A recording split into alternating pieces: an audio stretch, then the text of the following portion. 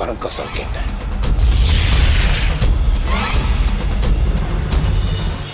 तुम कोई भी संकेत दे लो कर्ण,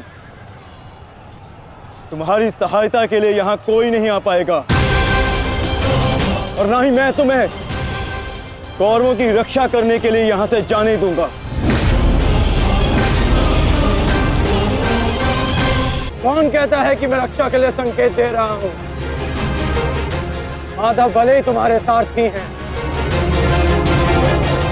किंतु इनकी नीति मैं तुमसे अधिक पहचानता हूं। तुमने भले ही माधव की सहायता से मुझे युद्ध क्षेत्र से अलग कर दिया, किंतु मेरी रणनीति को विफल नहीं कर पाओगे अर्जुन।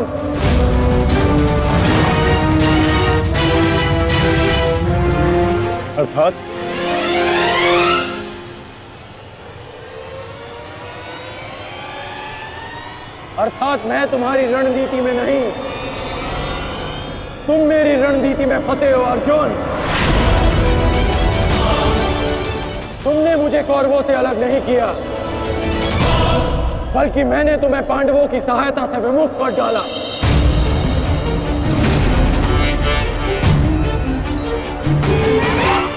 अब तुम भीम की सहायता नहीं कर पाओगे अर्जुन, और भीम किसी कौरव का वध नहीं कर पाएगा।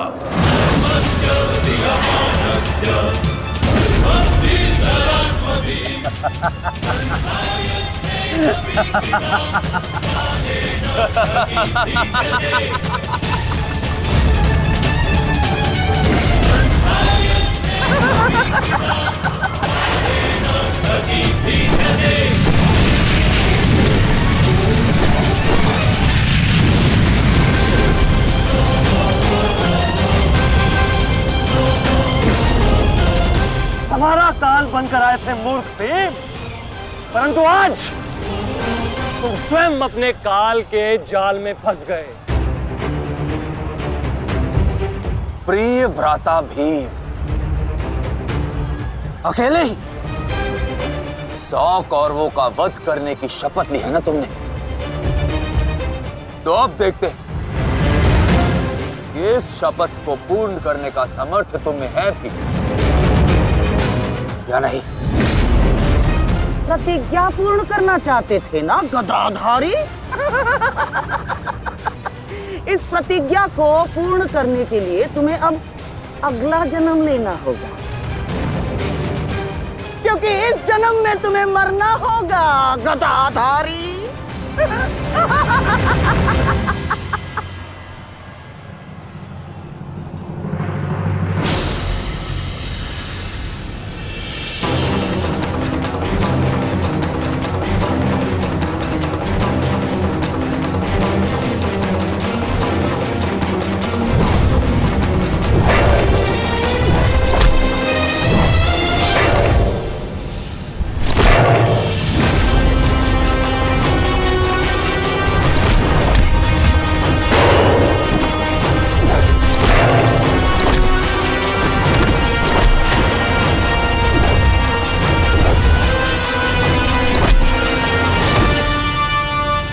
तुमने मेरे भाइयों को बहुत निर्दयता से मारा है भीम। अब मैं तुम्हारे लहू से उनका तर्पण करूंगा। और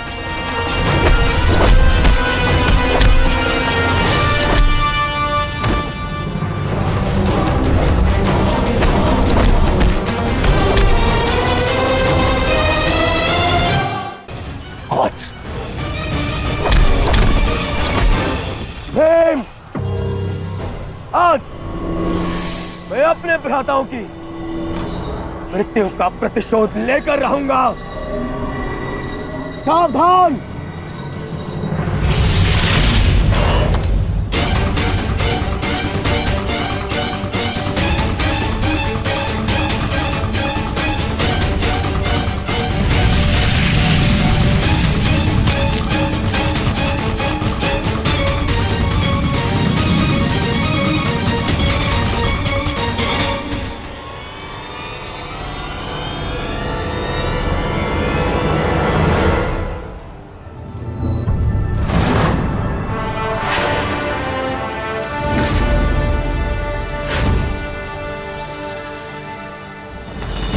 आपका प्रतिशोध पूर्ण हो ना हो, परंतु मेरा प्रतिकार आज अवश्य पूर्ण होगा। अभिमन्यु, दो योद्धाओं के बीच में आना युद्ध नियमों के विरुद्ध। 6 महारथियों ने अकेले ताचरी भीम को घेरा है। नियम तो आपने भंग किया है, तो अब ये अधिकार मुझे भी है।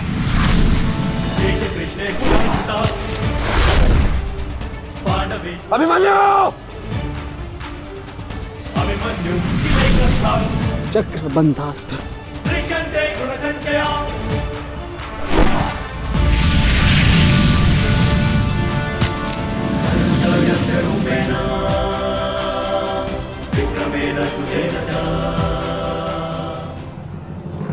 अभिमन्यु,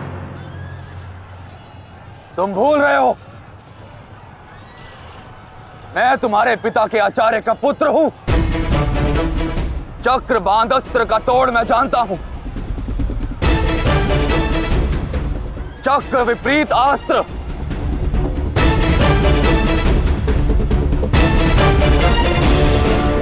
भूल तो आप रहे हैं महारथी।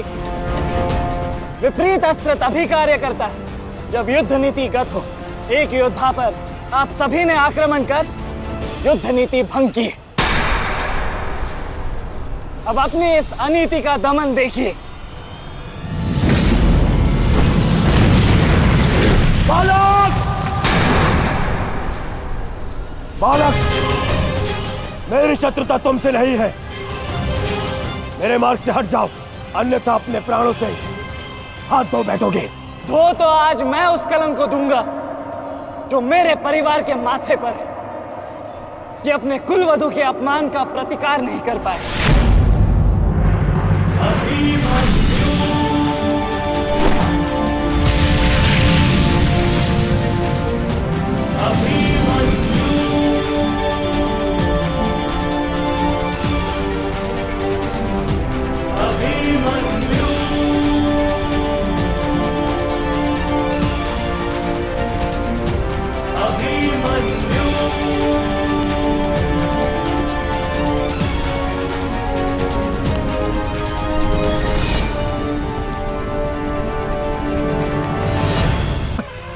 मेरी शत्रुता तुमसे नहीं है। मेरे मार्ग से हट जाओ, अन्यथा अपने प्राणों से हाथ धो बैठोगे। धो तो आज मैं उस कलंक को दूंगा जो मेरे परिवार के माथे पर है, कि अपने कुलवधू के अपमान का प्रतिकार नहीं कर पाए।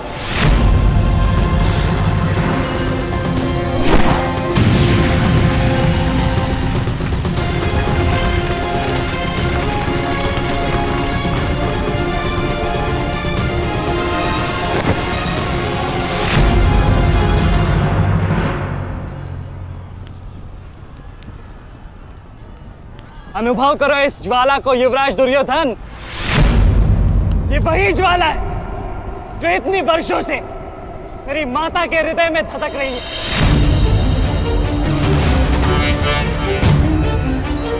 छोटा था मैं बहुत, पर मेरा रोम रोम जल उठता था ये सुनकर कि मेरी माता के साथ क्या हुआ। सोचो, मेरे माता पिता और मेरे काकाओं पर क्या बीती होगी जब उन्होंने वह दृश्य देखा। मेरे माता पर क्या बीती होगी जब सहस्त्रों आंखें उनके वस्त्रहीन होते शरीर पर पड़ रही थी।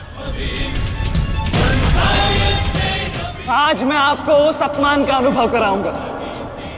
आपकी पूरी सेना और महारथियों के समक्ष आपका वस्त्र हरण करूंगा और कोई कुछ नहीं कर पाएगा।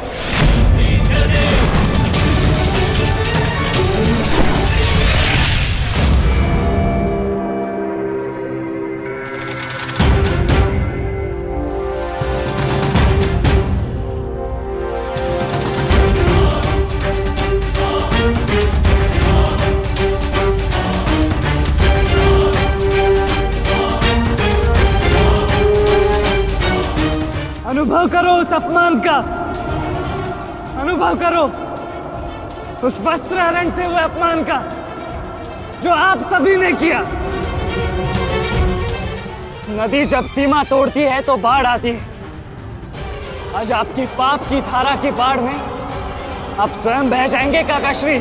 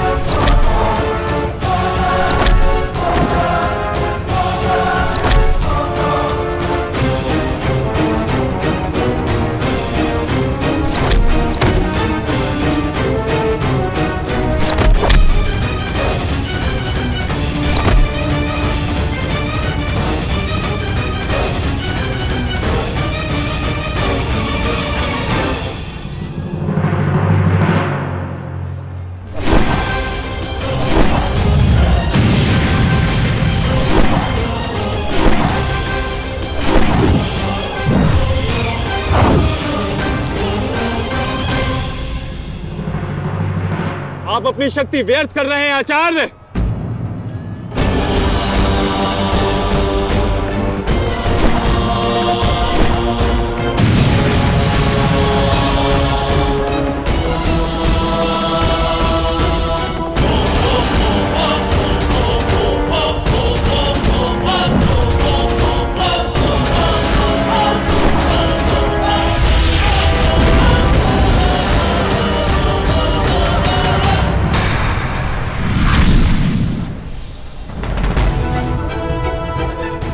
दुर्योधन को मेरी सहायता की आवश्यकता है। चलो सत्यसेन।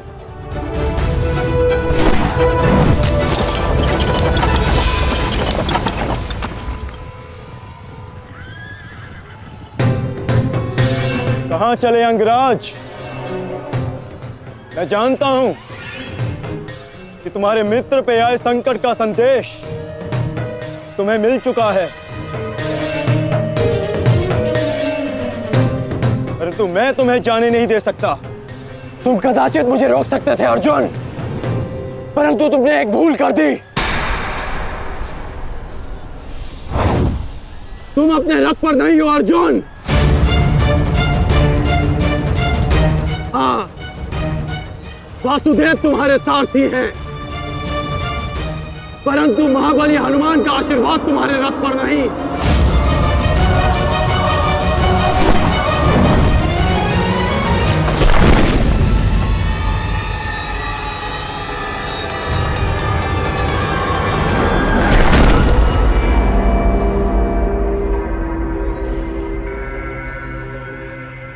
चलो। मैं अभी भी पराजित नहीं हुआ हूं कर्ण। तुम इस प्रकार द्रोण छोड़कर नहीं जा सकते।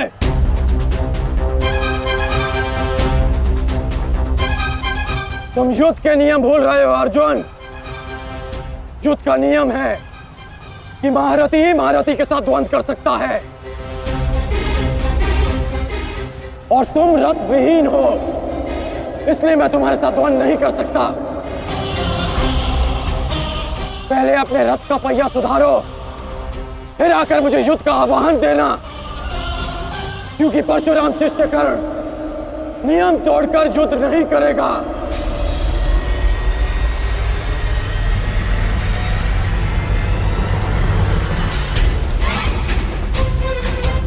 चलो सत्यसेन।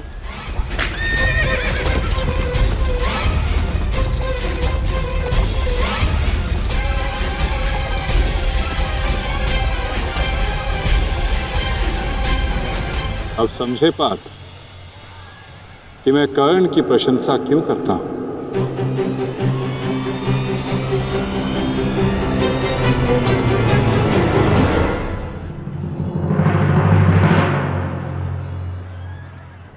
मानता हूं कि आपका वध करना काकाश्री की प्रतिज्ञा थी। उनकी प्रतिज्ञा को भंग करने का दंड मैं सह लूंगा, परंतु आज अपनी माता के अपमान का दंड मैं आपको अवश्य दूंगा।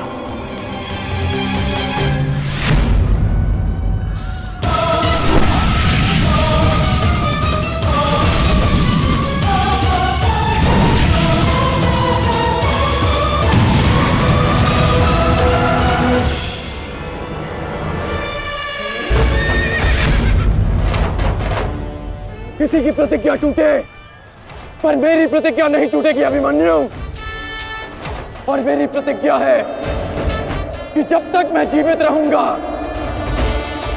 मेरे मित्र के प्राण नहीं जाएंगे।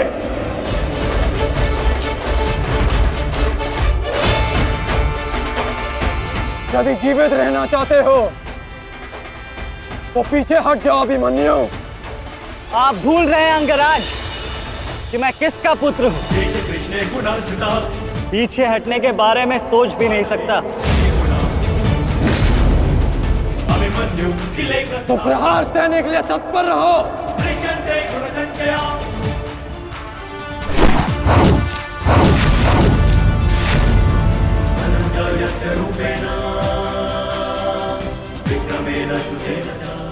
ये मेरे लिए पर्याप्त नहीं अंगराज।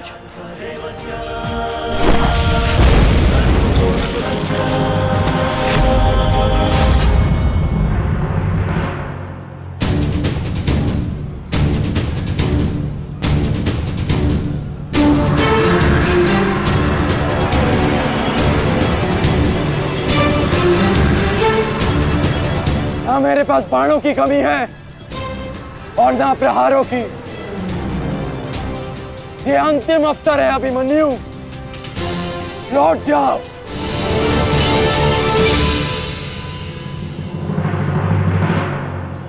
तो मेरे तुनीर में भी उत्तर प्रस्तुत है अंगराज।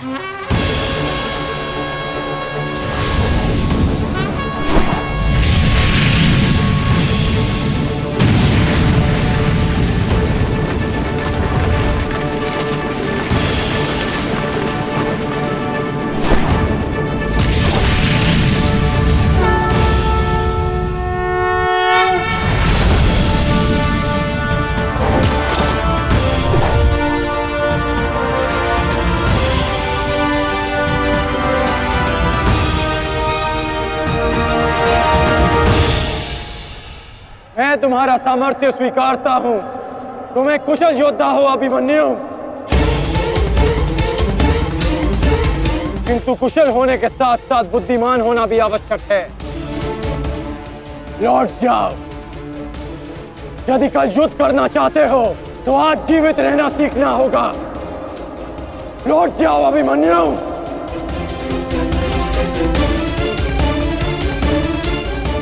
एक योद्धा के लिए आज या कल नहीं होता अंगराज। उसके लिए केवल वो ही पल होता है जिसमें वो मृत्यु के सामने खड़ा होता है। एक वीर योद्धा से सुना था मैं, हे मृत्यु, तैयार यदि तू आने को, प्रसन्न मुखा। द्वार खुला है, तेरा स्वागत, प्रसन्न मुखा।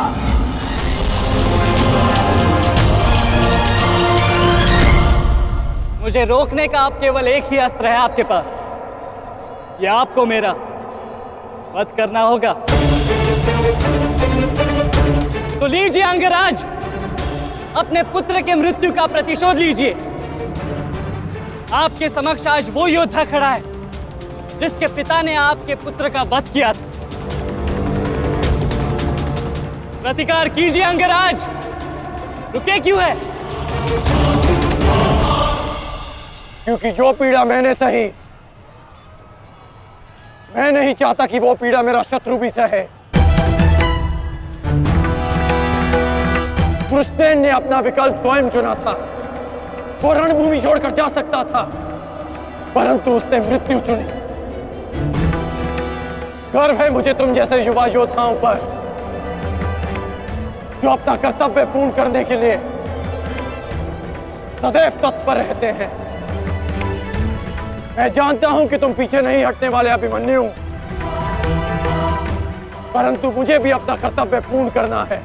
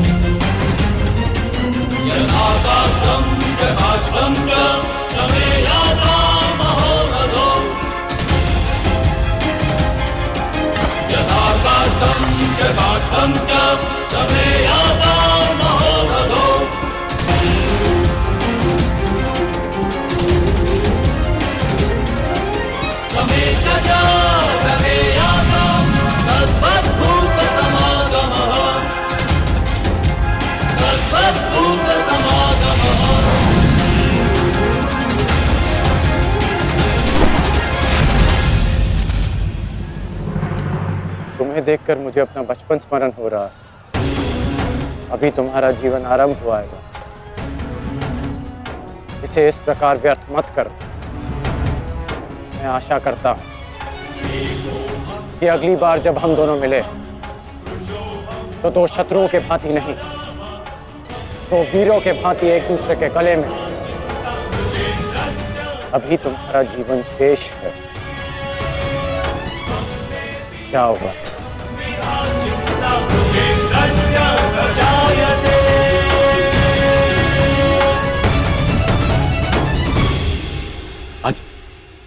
आज कौरवों की विजय हुई है गांधारी। पांडवों की एक अक्षुणी सेना को ध्वंस कर दिया है हमने आज। भीम हमारे एक भी पुत्र को क्षति नहीं पहुंचा पाया, एक भी।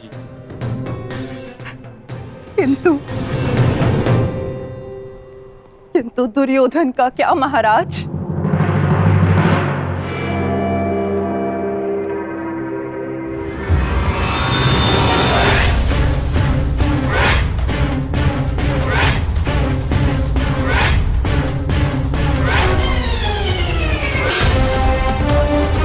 मित्र,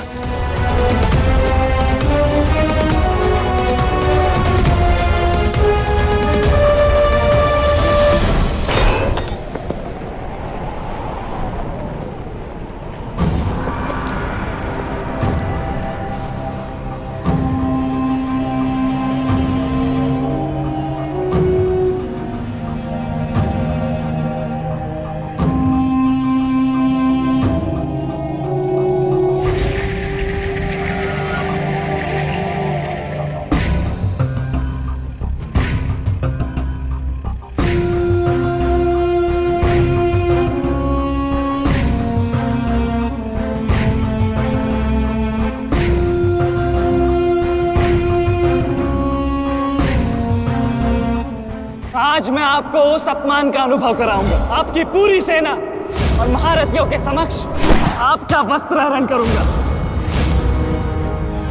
परंतु आज अपनी माता के अपमान का दंड मैं आपको अवश्य दूंगा।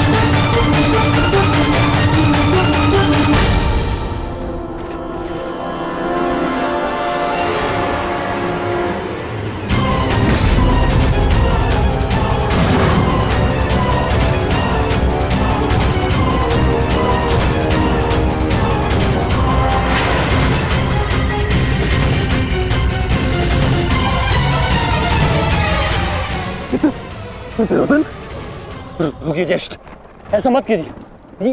ये क्या कर रहे हैं आप? दुर्योधन, दुर्योधन, ये सब कुछ क्या है? आज के इस युद्ध में हमें विजय मिली है, फिर ये सब कुछ क्यों कर रहे हो तुम? ऐसी विजय जो अपमान की थाली में सजा कर मिले, ऐसी ही विजय से श्रेयस्कर है कि मृत्यु को पालूं। नहीं। मेरे जीवन में कभी मेरा इतना अपमान नहीं हुआ है। अब इस जीवन का और कोई मूल्य नहीं। मैंने ये युद्ध संपत्ति के लिए नहीं, अपने हट, अपने सम्मान के लिए बुलाई थी। अब जब सम्मान ही नहीं रहा तो इस विजय का मैं क्या करूंगा? मेरी सेना के सामने विश्व के महानतम योद्धाओं के रहते वो 16 वर्ष का बालक मेरे वस्त्र हरण कर गया और चेतावनी देकर गया है कि युद्ध में जब भी मिलेगा पुनः यही दोहराएगा। अब ये वस्त्र हरित दुर्योधन सम्राट बन भी गया, कैसे अपनी सेना से, अपनी प्रजा से आंख मिला पाऊंगा मैं? इस लज्जा के साथ मैं अब जीवित नहीं रह सकता। नहीं दुर्योधन, देखो अपने क्रोध पर काबू पाओ। देखो विजय हमारे निकट है दुर्योधन, मानो मेरी बात। छोड़िए मुझे मामा श्री, छोड़िए मुझे, अन्यथा इस अग्नि में मैं अपने आप से पहले आपकी आहुति दे दूंगा। छोड़िए मुझे। नहीं। छोड़िए, छोड़िए मुझे।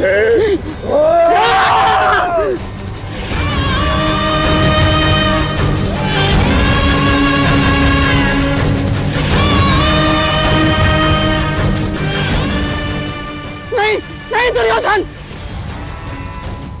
देख क्या रहे हो मूर्खों? कोई रोको इस अनर्थ को।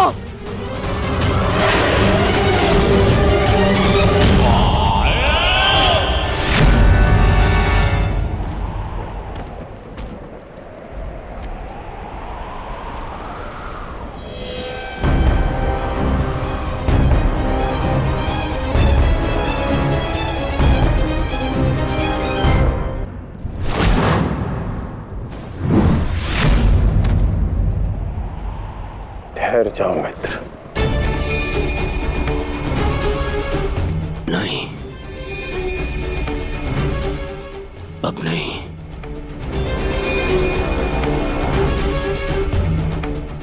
क्रोध में विवेक मत खो बैठा। जो अपना सम्मान खो चुका हो उसके पास खोने को और क्या शेष है? ले लेने देते उस अभिमन्यु को मेरे प्राण, वीर गति तो मिलती।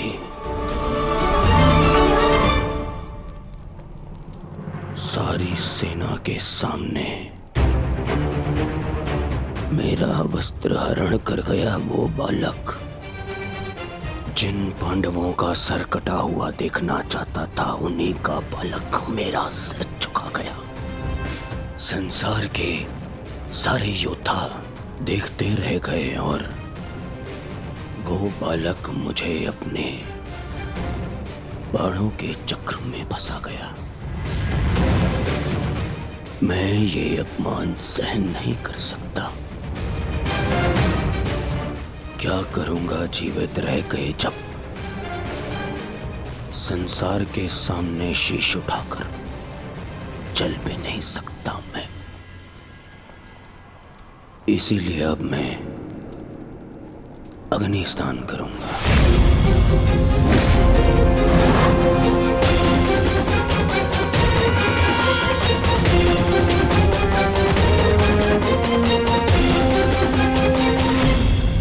जो अग्नि यहाँ जल रही है उससे कहीं अधिक अग्नि तुम्हारे पिता के हृदय में जल रही है।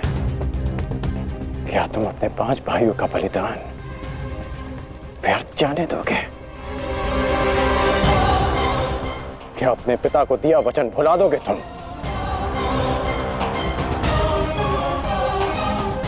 अपने चारों ओर देखो मित्र, क्या ये सब व्यर्थी अपने प्राणों के साथ खेल रहे हैं?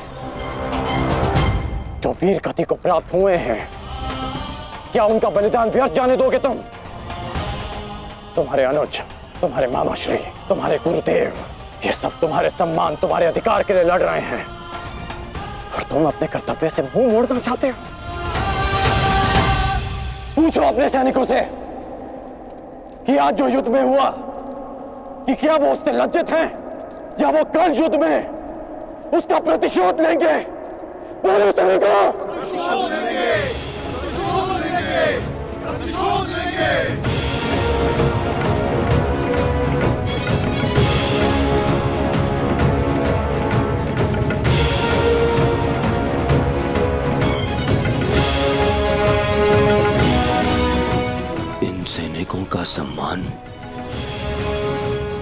मेरे मन में लगी अग्नि को बुझा नहीं सकता मित्र।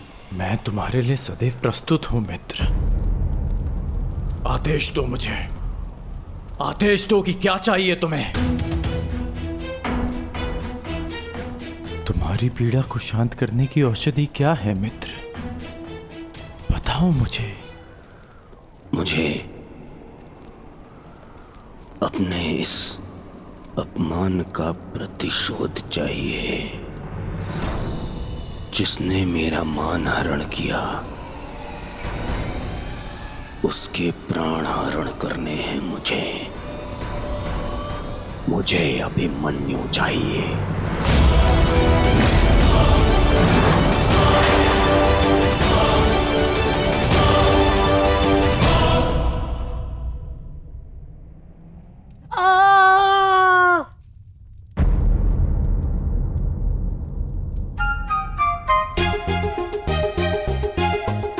बहुत पीड़ा हो रही है ना इन्हें। पीड़ा? अभी तक मैंने इसके घाव को छुआ भी नहीं है। अभिमन्यु तुम्हें सताने के लिए उपक्रम कर रहा है उत्तरा। बहुत बुरे हैं आप। और तुम बहुत डरपोक। एक योद्धा की पत्नी के मन में इतना भय शोभा नहीं देता उत्तरा। ये घाव हमारे लिए आभूषण होते हैं।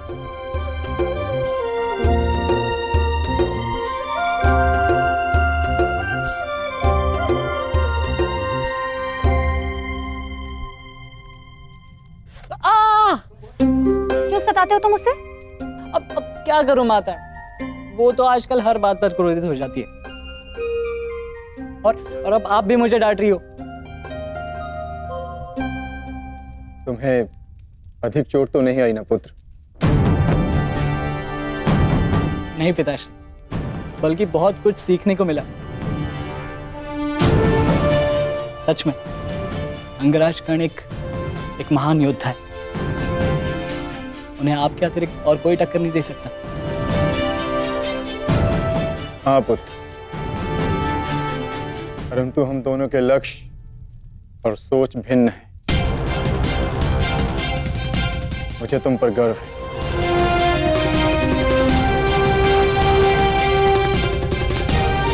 गर्व तो होना ही चाहिए। आज अभिमन्यु ने दुर्योधन को उचित उत्तर दिया।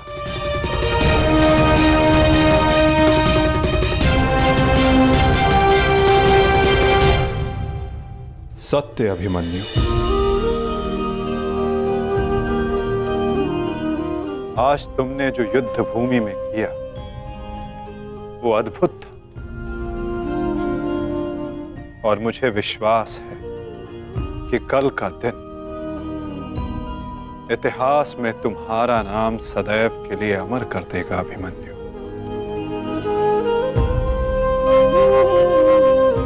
इतिहास से पूर्व मेरे पुत्र ने अपनी छवि मेरे मन में अमर कर दी है। 14 वर्षों के पश्चात आज पहली बार मन को एक शीतलता पहुंची कि मेरे पुत्र ने मेरे साथ हुए अपमान और अत्याचार का भान उस दुर्योधन को करवाया। मेरी आत्मा को जैसे एक वस्त्र का संबल मिल गया। इसके लिए मैं सदैव के लिए अभिमन्यु की ऋणी रहूं। जीवन तो पल पल में है सखी। जिस पल को जी लो वही जीवन होता है।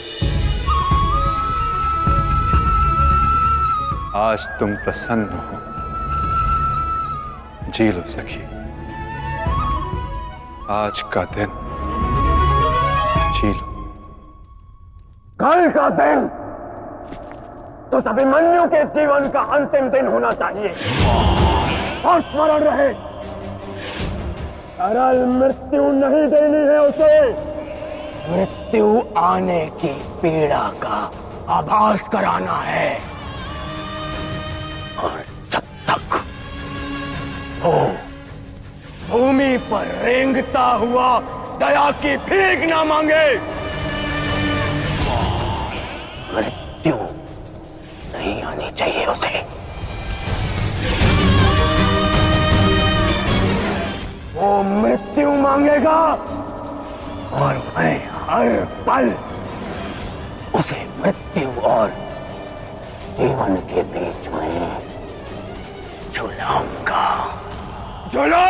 मैं उसे। असंभव युवराज, जब तक युद्ध भूमि में पांडव उपस्थित हैं तब तक अभिमन्यु तक पहुंचना असंभव होगा। वैसे भी उन्हें ज्ञात होगा कि आज आपके साथ जो हुआ उसका प्रतिशोध आप अवश्य लेंगे। इसी कारण अभिमन्यु तक पहुंचना इतना सरल नहीं होगा।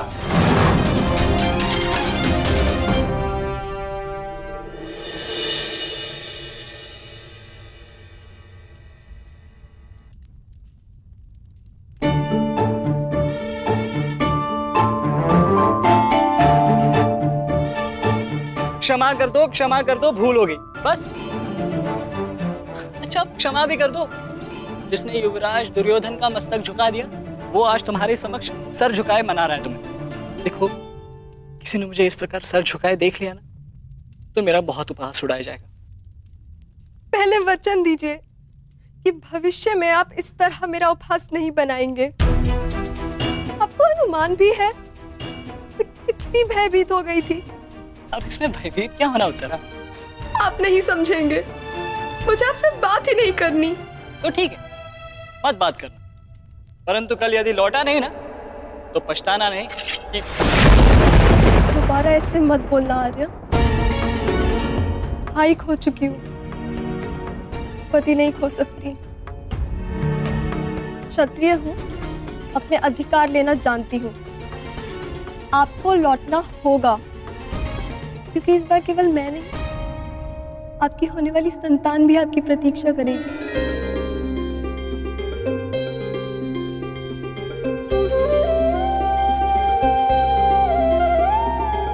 सत्य उत्तरा?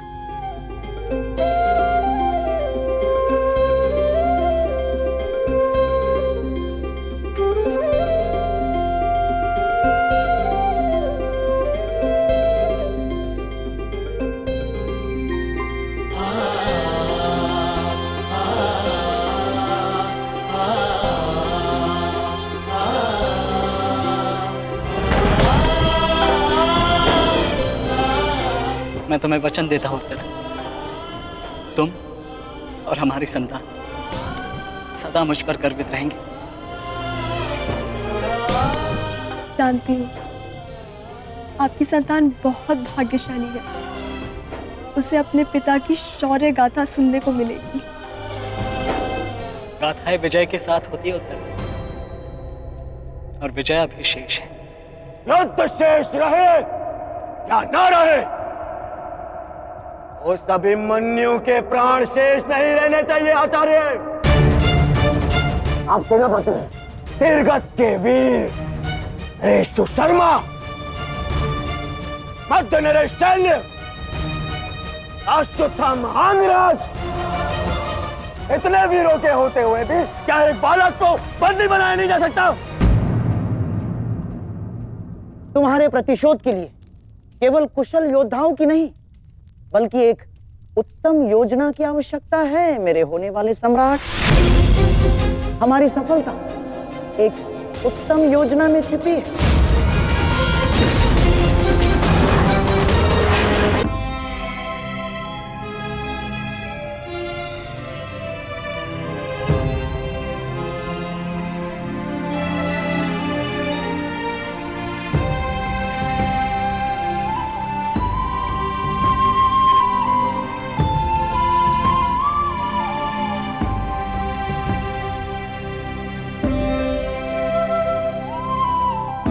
ऐसा क्या है जो आप चाहकर भी मुझसे नहीं कह पा रहे हैं सखा? ये रात का अंधकार भी आपके मुख पर आए हुए भाव मुझसे नहीं छुपा सकता। रात्रि के बाद दिन आता है सखी, उसी प्रकार जीवन के पश्चात मृत्यु आती है। सुख के बाद दुख आता है और यही सृष्टि का नियम है। हमें अपने जीवन में सबके लिए तत्पर रहना चाहिए सखी।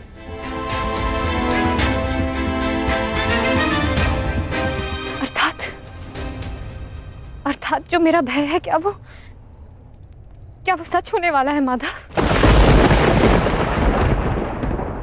क्या कल पांडवों के साथ कुछ अनिष्ट होने वाला है?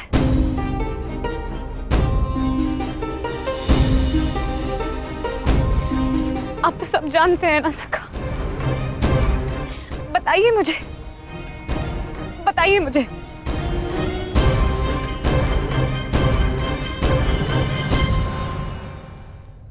कभी कभी भविष्य का ज्ञान होना भी दुख का कारण बन सकता है सखी।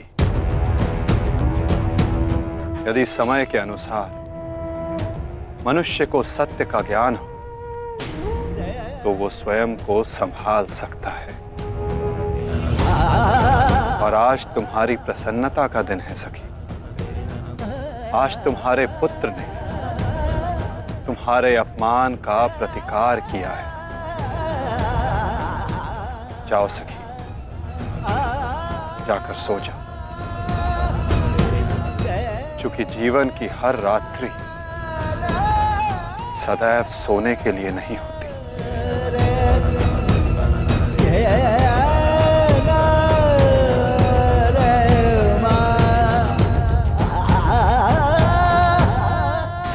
तब तक सो नहीं पाऊंगा जब तक मेरा प्रतिशोध पूर्ण ना हो जाए आचार्य। प्रतिशोध की आग में कोई और भी जल रहा है। युवराज दुर्योधन,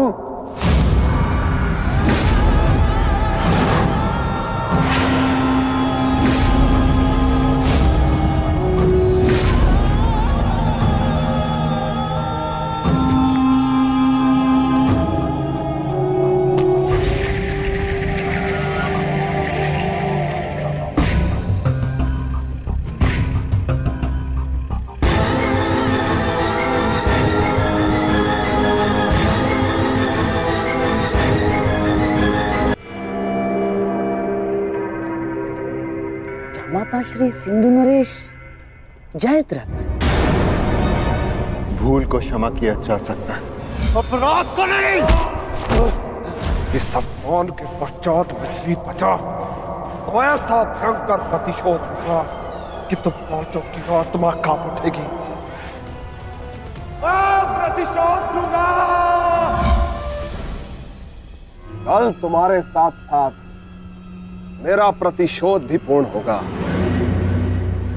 और मैं सम्मान सहित तुम्हारी बहन दुशला को अपना मुख दिखा सकूंगा।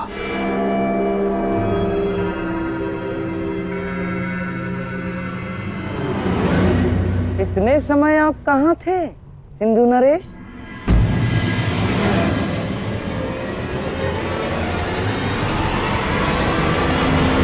अपने अपमान के प्रतिशोध का प्रबंध कर रहा था।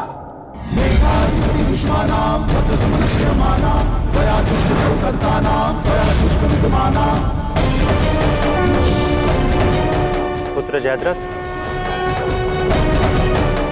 मैं तुम्हारी तपस्या से प्रसन्न हूं।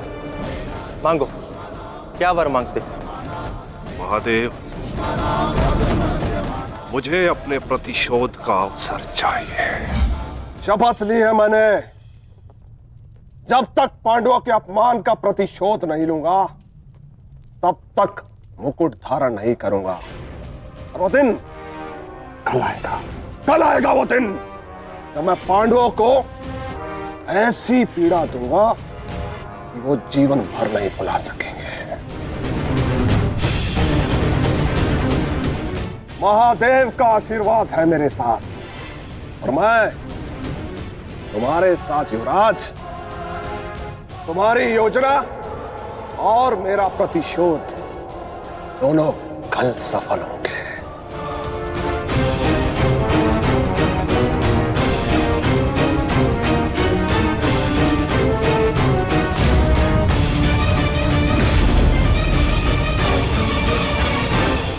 हर हर महादेव, हर हर महादेव।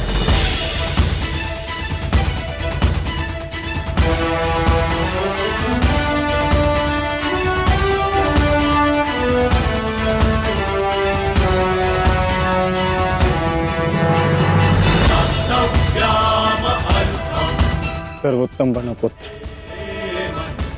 संसार के सभी योद्धाओं में तुम्हें सबसे अधिक कीर्ति प्राप्त हो।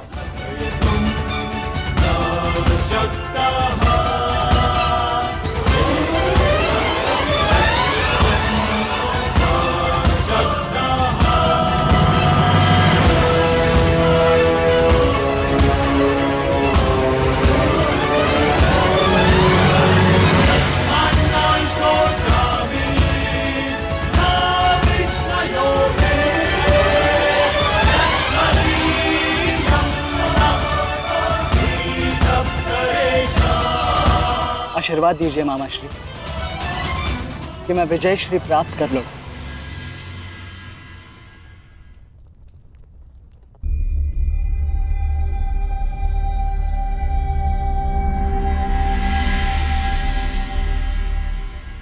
विजय तो कायरों को भी प्राप्त होती है पुत्र, परंतु कीर्ति और यश केवल शूरवीरों का मुकुट बनती है। मेरा आशीर्वाद तुम्हारे साथ है पुत्र। तुम युद्ध क्षेत्र में वो कीर्ति प्राप्त करो जो तुम्हें अमर बना दे।